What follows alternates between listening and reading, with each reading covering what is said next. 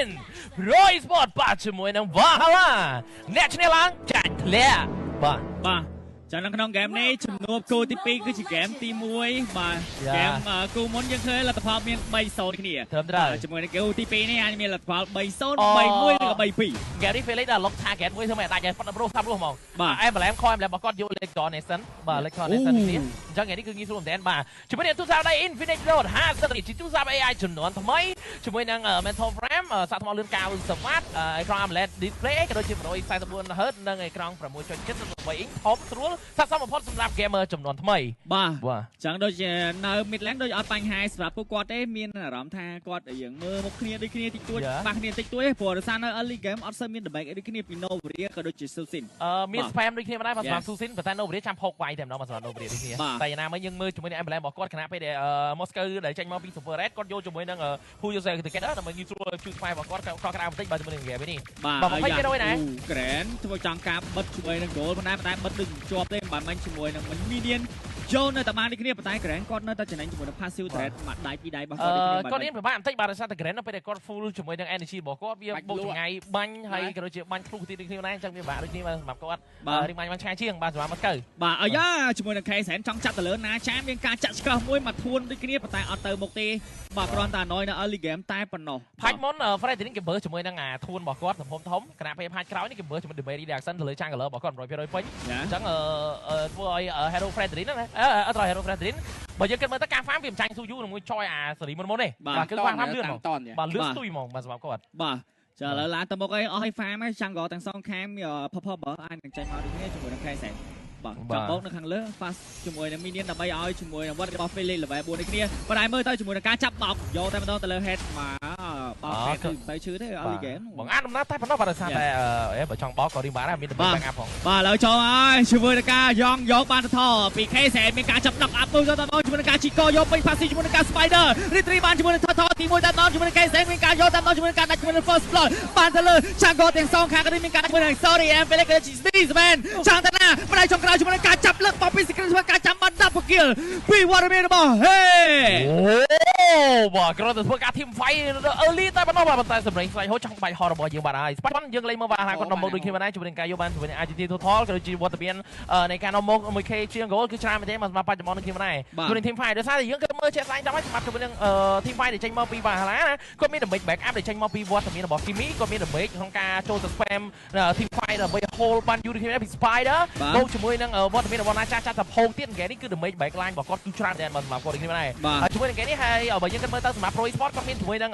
សាដែលគាត់ជា damage ក្នុងការ spam damage ដូចគ្នាប៉ុន្តែវាអាចធ្វើការ pick off បានងាយស្រួលទេសម្រាប់សាដូចគ្នាដែរជាមួយនឹង Felix ក៏គាត់លោតទៅថាហ្គេមមួយដែរប៉ុន្តែដល់ពេលដែល early game ចូលអត់មាន damage ក្នុងការបញ្ចេញបានទេចឹងវាពិបាកមែនទេក្នុងការគាត់ធ្វើការ solo kill មួយណាចាយើងចាំមើលចេះស្អែកជាមួយនឹង team fight ដូចគ្នាដែរស្របពេលដែលយើងលេងមកជាមួយនឹង Super Red ជាមួយនឹង game នេះបូកជាមួយនឹង Granity ក៏គាត់ចាប់ផ្ដើមធ្វើការ kill farm ជាមួយនឹង lane របស់គាត់រៀងខ្លួនដើម្បីងាយស្រួលក្នុងការបញ្ចេញ damage ដល់ពេលដែល mid game មួយក៏ late game ដូចគ្នាតែចាំថាតារារបស់ Pro Sport មិនមែនជាតារា early game ទេណាហ្នឹងហើយបងបាទតា ដល់ late គឺដូចនិយាយយ៉ាងតាលុយលោតខ្ទង់40អូខេដល់វាក់ខ្ញុំហ่ะបាទបាទគេវាយវិញតារាមួយនេះនិយាយទៅគឺValhallaគឺទៅវាយ team fight ដាច់ខាតហ្មងវាយ team fight ហើយបើសិនបញ្ចប់ game គឺត្រូវបញ្ចប់ឲ្យលឿនបើសិនជា game នេះ late អានឹងអាចជួបថាមិនដែរដោយសារតែ game នេះគឺគេមានជាមួយនឹង Super Red ចាំធ្វើការឆ្កឹះហើយ 100% ហ្មងអញ្ចឹងបើសិនជា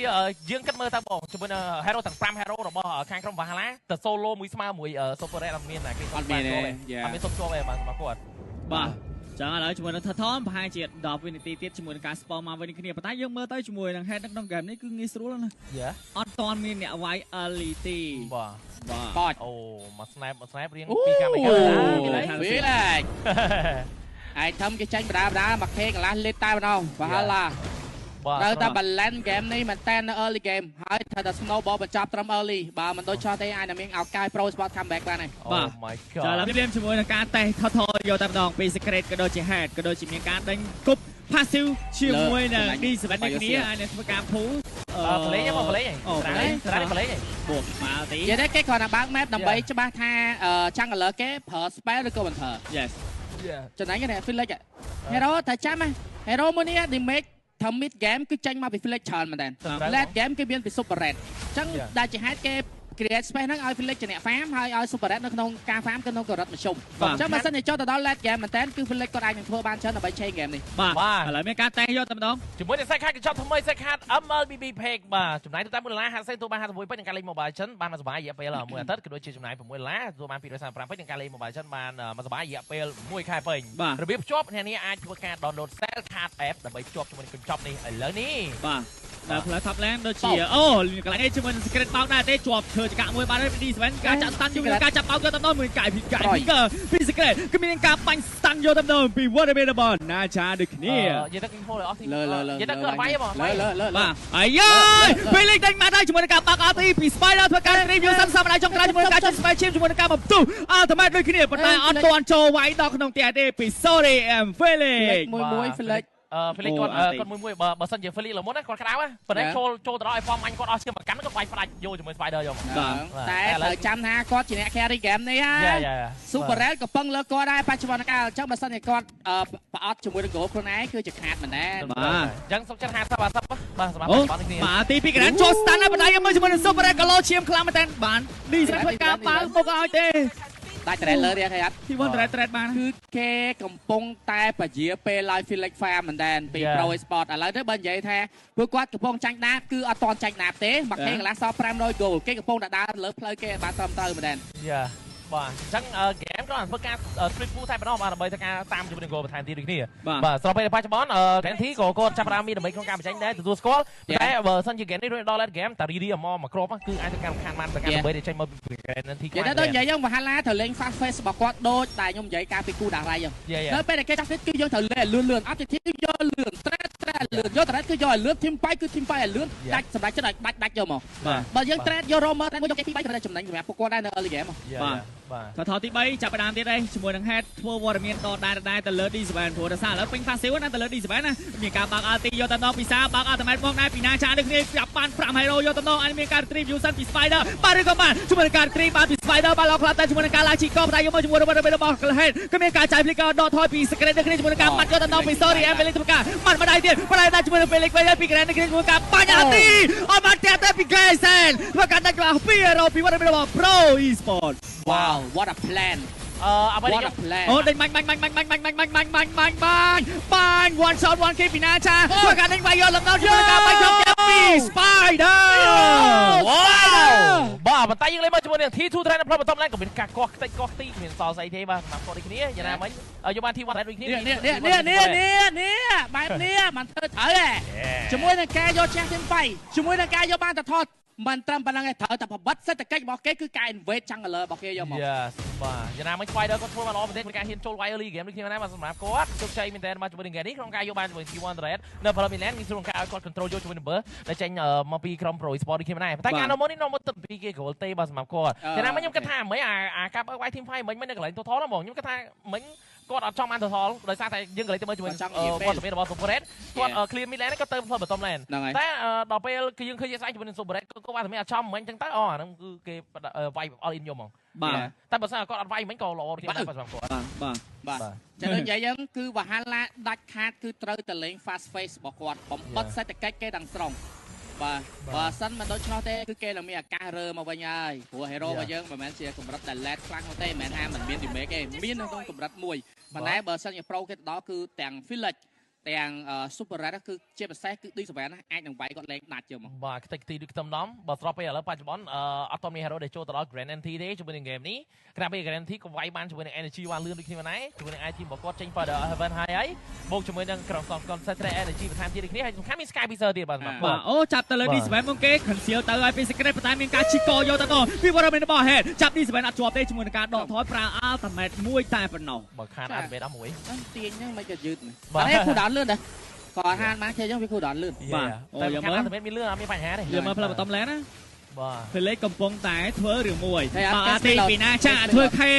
វើជាមួយនឹងឃើញតែទៅលើ Gaisen ក៏ដូចជាកន្លែងនេះជាមួយនឹងវត្តមានចូលលោអត់បានទេ Gaisen ធ្វើការ retrieve Yusan ចាត់ទៅលើ head យកតំណជាមួយនឹងការចាយ flicker ក៏ដូចជាកន្លែងនេះវត្តមានវាយគ្នាទេដកថយលឿនស្កើយកតំណពីវត្តមានរបស់ Valhalla បាទ Valhalla គាត់ដឹងដែរបាទសម្រាប់គាត់ខណៈពេលដែលមិញគឺគាត់យកលោអត់ធ្វើកោ in យូទេបាទសម្រាប់គាត់ចុងគាត់បញ្ញាត់ clear mid ហ្នឹងម៉េះ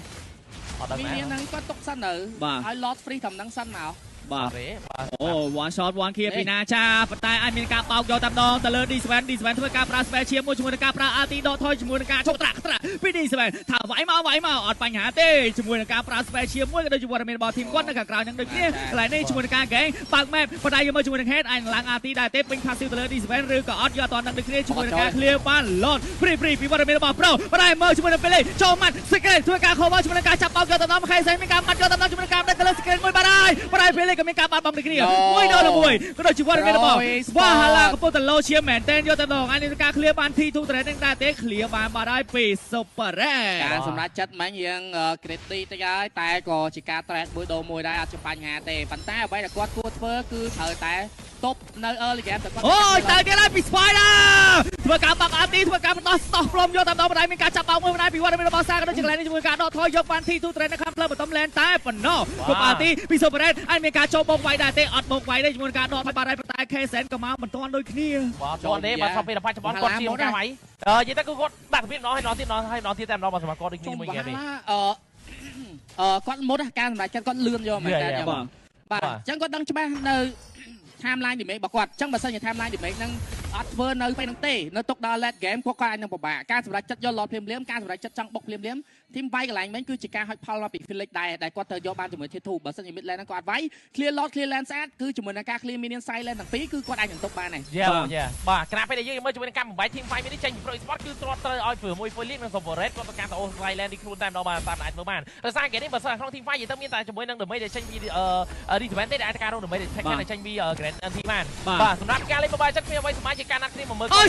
សាពីអត់មានបញ្ហាបណ្ដាយកមកសេក្រេតធ្វើការបោកទៅលើ Felix ប៉ុន្តែ Felix សល់ឈាមជាមួយនឹងពីអំពងប៉ុន្តែទៀតអត់បញ្ហាសម្រាប់គាត់ទេជាមួយនឹងការដកថយ ultimate ពី D7 មួយ cover team បានមកឆ្ងាញ់យកតែម្ដងបើវិញ team fight ជាមួយនឹង D7 កាំងដើម្បី reduction ច្រើនមកបាទយក D7 គឺគ្រាន់តែជាកន្លែងទេឲ្យគាត់វាយដើម្បីបញ្ចេញ damage តែម្ដងបាទស្របពេលដែលយើងកលេចទៅមើលជាមួយនឹងការបោកពីខាលីរបស់ secret បោកមកមែនតែបោកអាចទេនិយាយទៅបោក PR អាចហ្មងបាទគាត់បាទអញ្ចឹងបើសិនជាហ្គេមនេះបើសិនជា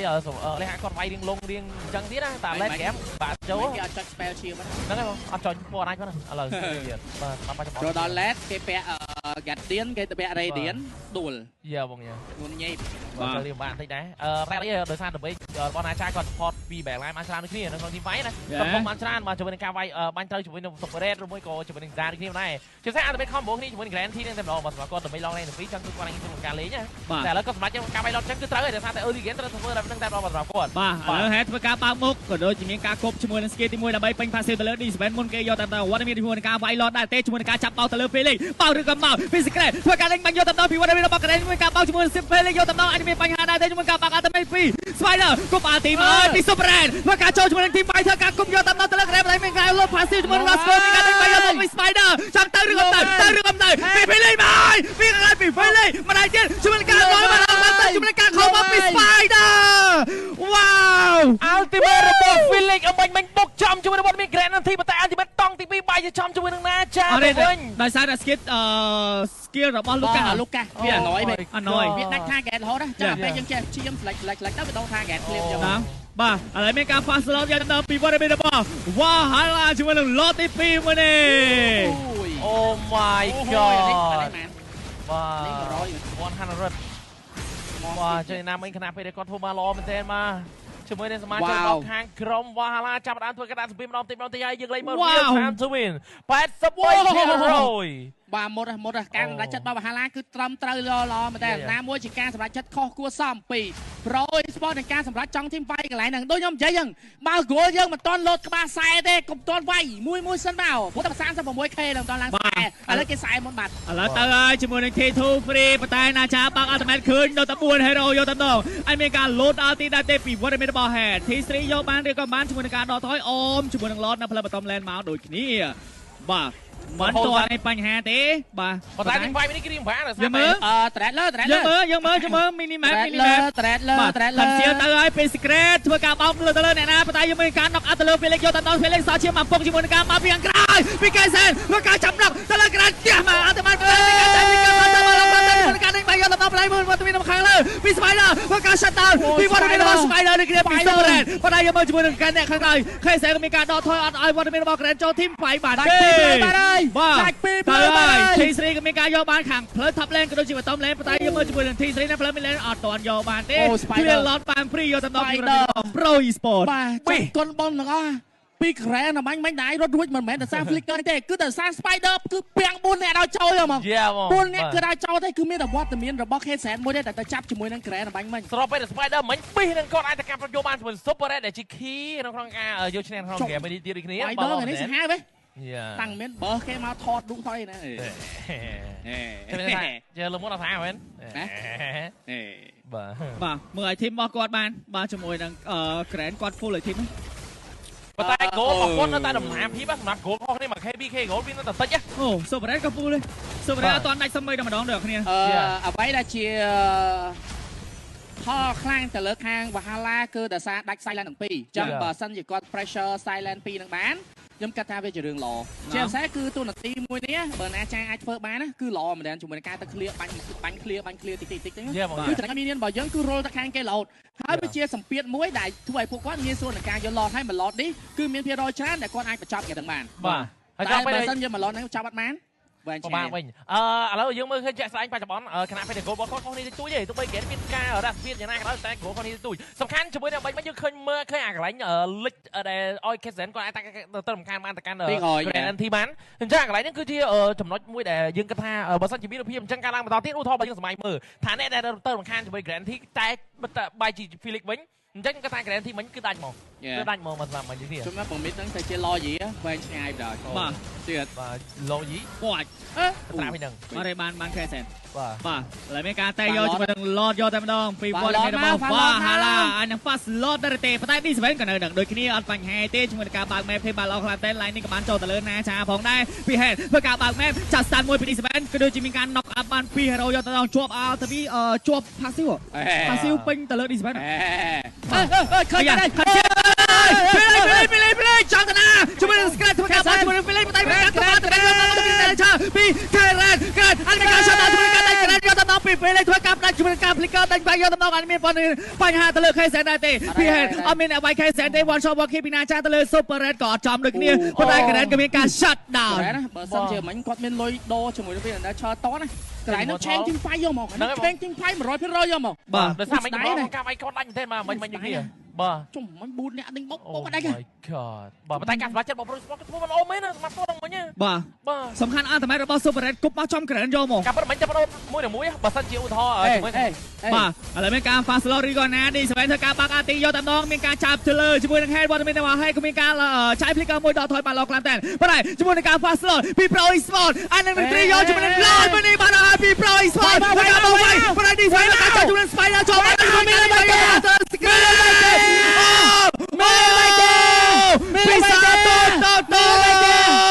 អត់បញ្ហាទេប៉ុន្តែយើងមកជាមួយនឹងពេលនេះគឺមានការដាច់យកតែម្ដងអានេះបញ្ហាទៅលើ D Spider តែជាមួយនឹង Spider ធ្វើការដាច់បាយចុះជាមួយនឹង Spider ជាមួយកូពីអត់មែនមកពី Super Red ក៏អត់ចាំទេជាមួយនឹង D Spider គឺមានការបាយមកថើបើកអាទីដកថយអត់ទាន់ទេពី D Spider បុកមេតclear mid មក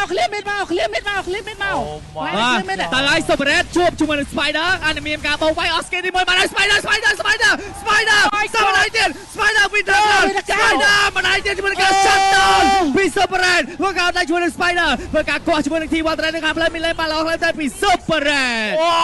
Team Fight ដូចយ៉ាងញ៉ៃមែនតើមកជាមួយនឹងការញ៉ៃ Team Fight ពី3ដូចគ្នាបានមកស្រាប់ជាមួយនឹងក្រុមទាំងពីរបើហមិនយើងកន្លែងទៅជាមួយនឹងមីម៉ាខ្ញុំគិតថាសម្រាប់ទៅបងឡាប្រហែលគាត់អត់ទាន់បានឃើញកន្លែងហ្នឹងជាមួយនឹងវត្តមានធ្វើការពុះជាមួយនឹងតារ៉េថបរបស់គាត់ start team fight earlier កុំឲ្យគេទៅផ្ទះមិញទៅដាច់ផ្ទះបាត់ហើយព្រោះអីមិនហ្នឹងយើងកន្លែងទៅជាមួយ secret ក៏ដូចជាមួយ head គឺទៅរំខានទៅកាន់ជាមួយនឹងវត្តមាននៃ hero backline ដូចជាសារដូចជាអីប៉ុន្តែដល់ពេលអញ្ចឹងទៅគាត់ព្យាយាមការមកលេងគ្នាគាត់វិញគាត់លេងដើម្បីមក cover គ្នាគាត់វិញអូចឹងមិនខ្ញុំស្រែកហៅវិញមកចំស្រែកយ៉ាងស្រែកគេលឺមែនយើងស្រែកក្នុងហ្គេមណាចឹងមែនឡាគឺ B Certical មិននិយាយយ៉ាងណាកើបាទឥឡូវ KCN ធ្វើការបើក map យកជាមួយនឹង Pop Ball ដែរទេ Retrieve Usen ក៏មានដូចគ្នាជាមួយនឹងការចាក់ Retrieve មួយប៉ងបាន Pop មកឈ្ងុយមកឆ្ងាញ់យកតែម្ដង Let game ណា វែងឆ្ងាយ អូយ one shot one kill ក៏ឈឺដូចគ្នាពី Felix ឥឡូវពាក្យដែលត្រូវចាំពីវ៉ាហាឡាគឺឆែកឲ្យគ្រប់ឆែកគ្រប់ស្មៅអត់មានស្មៅណាដែលជាស្មៅសុវត្ថិភាពទេទោះជាហេរ៉ូខ្លះមិនមែនជាហេរ៉ូដែលពួនស្មៅតែគេនៅតែឆេងដោយសារតែពួនស្មៅហ្នឹងទី1 K-Sen ទៅពីក្រោយទី2 Felix ទី3ឥឡូវដល់ថ្នាក់ Super Red ពួនស្មៅវាយហ្នឹងឥឡូវមានអីទៀតប៉ុន្តែតែប្រយ័ត្នជាមួយនឹងហ្គេមនេះ straight របស់ Pro Sport គាត់ចាប់ផ្ដើមដូរវិញណាក្រោយពេលគាត់ឲ្យ K7 គាត់ទៅកាត់ទៅពីនេះ D7 វិញ K7 និង D7 គឺគាត់ roll ទៅហ្មង roll ទៅឲ្យយកហ្មងមកសម្រាប់គាត់អញ្ចឹង map របស់ Felix គឺគាត់អត់ខលទេហ្គេមគឺគាត់អត់តែមាន flicker គឺគាត់តែដល់ជាមួយ Grand Nanti ហើយតែពេល Grand Nanti គាត់ដាក់ flicker ក្នុងការដកថយតែអត់ទៅជាប់ kill ទី2របស់គាត់ហ្នឹងគឺនៅតែ slow ជើងតែអ្វីដែលល្អបំផុតសម្រាប់ straight របស់ Valhalla ដែលគួរធ្វើនៅពេលដែល Pro គាត់ធ្វើអញ្ចឹងទី1គឺយកជាមួយនឹង head ទៅពាំង2នាក់ហ្នឹងគឺមិនបាច់ឲ្យចូលតែ2នាក់គឺចោះយកមកទី2គឺទុកឲ្យជាមួយនឹង secret ចំណាំដើម្បីជួយជាមួយនឹង Grand ហើយនឹង Spider គឺចាំ cover កន្លែងហ្នឹងយកមកបើសិនជាអត់ធ្វើអញ្ចឹងទេបើគេគាត់ទៅធ្វើរូបភាពដដែលឲ្យ Jimmy ទៅបាញ់ Halo បាញ់ដាច់ទេបាញ់ងាយដាច់ទេបាទតែដល់ពេលគាត់សមាជិករបស់ Pro Esport វិញគឺគាត់ចាប់ផ្ដើមធ្វើការ all in ធ្វើមិនគាត់ដល់ទៅលើ Kimi មួយតែគាត់លេង Spider លាក់ថាគាត់លេង Spider វិញមកអញ្ចឹងបាទអូ 50% យោតបយោ one shot one kill ពីណាចានេះអត់ត្រូវ ultimate បើត្រូវ ultimate វិញមកគ្រាប់មិនស្ទះ ultimate ចុះឡើងឡើងអាចឈ្មោះហេដល់ក្បែរគ្នាភាគច្រើនបើយើងមិនថាអីគាត់បាញ់ត្រូវគួរសមដែរតែគាត់ថានៅពេលដែល team fight សំខាន់ភាគច្រើនគាត់បានសូវត្រូវហើយគាត់បាញ់ត្រូវតែដូច D7 ដូច K7 អីវាអត់សូវមានអីបើគាត់បាញ់ត្រូវ Super Red ហើយនឹងសាខ្ញុំគាត់ថា game ហ្នឹងគឺ change ដោយសារគាត់អញ្ចឹង Lord Evo តែ minion លើគឺច្រើនមែនតើហើយលេងមើល minion ហ៎ប្រយ័ត្ន minion MVP នៅក្នុង game នេះដូចគ្នាបាទជាមួយនឹងវត្តមានរបស់ Super Red គាត់ជាការអូសមីនេះដល់ Red ធំរបស់គាត់សិនបាទដើម្បីមីនេះរបស់គាត់រៀងតែមជាងបាទសម្រាប់គាត់បើជាខ្ញុំមិននិយាយមែនណាបើជាខ្ញុំវិញខ្ញុំក៏សៀលទៅលើហ្នឹងមកនិយាយមែនពួកមីនេះមិញលើច្រើនពេក2 wave បាទឥឡូវធ្វើការបើកអាទីពីណាចា Immortal ក៏បានចូលទៅលើ Felix ដូចគ្នានៅក្នុង game នេះមកបែរណាមកបែរណាចង់និយាយថាមិញបើសិនដែរព្រោះអត់មាន vision គ្នាគេណាណាយកដឹងបើសិន conceal ទៅក៏មាន purify ដែរពី Super Red បាយទៀតចាំមកជាប់ដាច់ឲ្យចេញយើងបាយផ្ទះយើងមិនទៅបាយចុះហើយលោះគេមាន RD ហ៎ដោយសារតែនិយាយចេះមិនគាត់ដឹង vision សមាជិក4នាក់ទៀតតាណាមានអ្នកឆែកបើមានអ្នកឆែកល្អសំខាន់ម៉ែបងគាត់ក្បែរគ្នាបញ្ចុចកសៀមមកលឺច្បាស់ចៃហ្នឹងអញ្ចឹងមានដែរតែចុចកសៀមក៏ប្រេអត់ស្រើតយ៉ាបាទចាឥឡូវជាមួយនឹង Lord ក៏រៀងស្កប់ស្ងាត់ដូចគ្នាអត់ទាន់មានអ្វីទេហ្គេមនេះ21នាទីបាទហើយបន្ទុកគៀវ14ទល់នឹង9 4K លេតពី Pro Esport វិញបាទ 63K ណាលុយចាលចោលហើយមិនដឹងធ្វើអីទេបាទលក់អីទៀតបាទខ្ញុំគិតថាបើអ្វីគួរចង់ឈ្នះមកមាន split ទេបើ split បាក់ចាប់ហ្គេមនេះណាបាទបើបាក់ចាប់ program នេះ Pro Esport គេកំពុងតែញញឹមបណ្ដាហើយតែប៉ុន្តែ map ខ្សែក៏គ្រប់នៅផ្លូវមីឡែនដែរអញ្ចឹងគេនេះបើសិនជាឲ្យជំនួយ Super Red គាត់ចាំ sprint នៅខាងលើមកហើយបន្តមកចំគប់ ultimate មកនឹងជោគជ័យនេះដោយសារខ្សែគាត់បានគាត់ឥឡូវវិញទៅ2 300អត់មាន map មើលអត់មាន map មើលអញ្ចឹងគាត់មិនហ៊ានចាញ់ខ្លាចគេចាប់ដែរណាប៉ុន្តែមិញគាត់ឃើញ map ជាមួយនឹង secret អីមើលថាកន្លែង load ដែលគាត់ចេញមកចូលទល់គ្នាហ្នឹងអញ្ចឹងគេនេះហើយខ្សែគាត់ឆាច់ map ផ្លូវមីឡែនមក2 300តាគាត់ឃើញ12នាក់ហ្នឹងគាត់មិនហ៊ានចាញ់អូខេបើនិយាយភាគរយវិញ Super Red ជាមួយនឹង Grand បាក់ឆេះ Grand ណាពួកគេចំណេញមួយគេចេញ win គាត់គឺណាមួយ Grand មិនកើតបាទអញ្ចឹងបើគេទៅ2នាក់គាត់បាក់លេងយកមកបាទគេឃើញ map ជាមួយនឹង Grand ដូចគ្នាប៉ុន្តែយើងមើលជាមួយនឹង K7 ក៏មានការឈោ Dan ជាមួយនឹង Lord យកតែម្ដងបាទតែ Lord នេះអូចោលឡើង Lord នេះមកនេះនិយាយទៅអូចោលដើម្បីមានអាទីពីណាចាជាប់ហើយទៅលើសាអស់អាទីបាត់ហើយពីសាក៏ដូចជាកន្លែងនេះជាមួយនឹងការប្រើ skill cover គ្នាបានល្អខ្លាំងតែពី D7 តាមមានវត្តមានជាមួយនឹងការចូលបាល់ខ្លួនឯងទេបូឡាប្រយ័ត្នមកគ្រាប់ទៅបាទកាឌីHelmet ក៏បានចូលទៅលើ D7 ដូចគ្នាប៉ុន្តែយើងមើលជាមួយនឹង Head នៅក្នុង game នេះទៅដល់ K7 ធ្វើការឆ្កឹះ1 2ក៏ដូចជា Lost សល់ជាង 30000 ជាងអាចនឹងមានការបើក team fight fast slot ឬក៏យ៉ាងណាតែក៏អត់ទាន់នៅដូចគ្នាតែប្រេចាប់ជាមួយនឹង Head មុនគេយកតែម្ដងប៉ុន្តែយើងមើលជាមួយនឹង Head បើអាទីពីណាចាអាចនឹងមានការឡើងជីកយកតែពីឡងជួយកាប់ចាប់ទៅលើ K7 ប៉ុន្តែមានការ cover ពី D7 នៅគ្នាជាមួយការគប់អាទីមកហើយពីសម្រាប់ធ្វើការវាយទៅលើ Spider មុនគេយកទៅ Spider អត់មានបញ្ហាដែរតែជាមួយនឹងការដាច់ជាមួយនឹង Spider Immortal ទីមានការដេញវាយពី Head ដូចគ្នាជាមួយនឹងការបត់ដៃពី Super Red មានការដាច់ជាមួយនឹង Felix ដូចគ្នាជាមួយនឹងការដេញវាយយកតែម្ដងអត់មានបញ្ហាទៅលើ Spider ឬក៏ដាច់ជាមួយនឹង Spider ក៏មានការដោះថយបាល់ឡងឡើងតែដាច់ជាមួយនឹង D7 ដាច់វាយបាន Secret ប្រយោជន៍ជាមួយនឹង Secret មកOne shot one kill ពីណាចាត្រូវឬក៏មិនត្រូវជាមួយនឹង Grand ក៏មានការឈរបានជាមួយនឹង TC នៅផ្លូវមីឡែនក៏ដូចជា game នេះ South Hero ហើយតុបជាប់ឬក៏ណាចាញ់ពី Ground ធ្វើការដេញបាក់យកទៅដល់ PK Sen ធ្វើការបើកមែនជួយការ lock up ទៅលើ Secret ជំនាញការគប់ Spider មក3 play ចាប់ជួយ Super Red ចាប់ជាប់ទេគប់ជាមួយនឹង RT ដើម្បីជួយនឹង Land ជួយនឹង Land ជួយនឹងការដាច់តែបរាជ័យជំនាញ game ទី1ក៏បានទៅលើ Valhalla